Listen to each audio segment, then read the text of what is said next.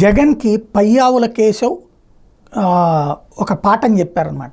ఏదైతే జగన్ నుంచి వచ్చినటువంటి లేఖ స్పీకర్కి గతంలో ఉపేందర్కి ఇచ్చారు ప్రతిపక్ష హోదా, అట్లాగే పీజేఆర్కి ఇచ్చారు కాబట్టి అలాగే ఢిల్లీలో ఇచ్చారు అని చెప్తూ, అలాగా ప్రతిపక్ష హోదా అన్నటువంటిది రాజ్యాంగం ప్రకారం లేదు కాబట్టి ఇది 10% అని నాకు ఇవ్వాలి అంటూ రాసినటువంటి లేఖ మీదన సవివరంగా చెప్పుకొచ్చారు.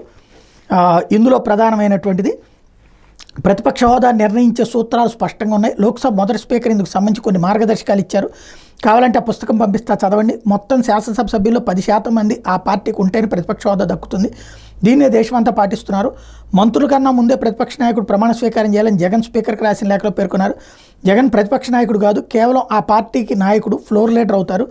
గతంలో ముఖ్యమంత్రిగా ఉన్న జగన్ తాను చిటికేస్తే చంద్రబాబు ప్రతిపక్ష హోదా కూడా ఉండదని ఇదే శాసనసభ సాక్షిగా అనేకసార్లు చెప్పారు. ఆయన ఎన్నిసార్లు చిటికలు వేసినా చంద్రబాబు వెనుకున్న వారు ఎవరు ఎక్కడికి వెళ్ళలేదు. ఆయన మాటలను బట్టి ప్రతిపక్ష హోదా ఉండాలంటే ఎంతమంది పార్టీ ఎమ్మెల్యేలు ఉండాలో తెలుసని అర్థమవుతుంది. మరి ఈరోజు ఎందుకు ఇలా మాట్లాడుతున్నారు? 1984 ఉపేందర్ని కేవలం తెలుగుదేశం పార్టీ పార్లమెంటు నాయకుడుగానే పార్టీ నిర్ణయించింది. అప్పుడు కేవలం ఆయన ఫ్లోర్ లీడర్గానే గుర్తించారు. 94లో ఆంధ్రప్రదేశ్ ఉమ్మడి శాసనసభలో జనార్దన్ రెడ్డిని ప్రతిపక్ష నాయకుడిగా గుర్తించారు. అది కూడా తప్పు.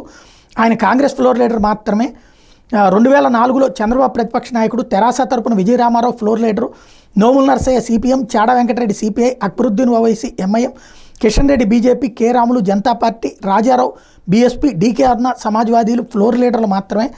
లోక్సభలో 10 ఏళ్లుగా కాంగ్రెస్ ప్రతిపక్ష హోదా కూడా రాలేదు. వారికి ప్రతిపక్ష నాయకుడిగా అవకాశం ఇవ్వలేదు. ఈసారి ఎన్నికల్లో కాంగ్రెస్ ప్రతిపక్ష హోదా దక్కింది. అందుకు 10 ఏళ్లు పట్టింది. ప్రస్తుతం వైకాపాకే కాదు, జనసేన బీజేపీలకు కూడా సభలో ఫ్లోర్ లీడర్లు ఉంటారు.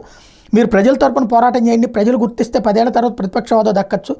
లేఖలు రాసి స్పీకర్ను, పార్టీని బెదిరిస్తేనో, ప్రజల తీర్పును తప్పడితేనో అది రాదు. మేము ప్రజలకు జవాబుదారీ, సభను హుందాగా నడపాలనుకుంటాం. ఆయన ఓపికగా సభకు వస్తే ప్రతిపక్ష సభ్యుడిగా మాట్లాడే అవకాశం వస్తుంది. జగన్ ఏదో వంకపెట్టి సభకు హాజరు కాకుండా ఉండాలని, ప్రజల నుంచి ఏదో సానుభూతి పొందాలని చూస్తున్నారని తెలిసిందంటూ కేశవ్ విమర్శించారు.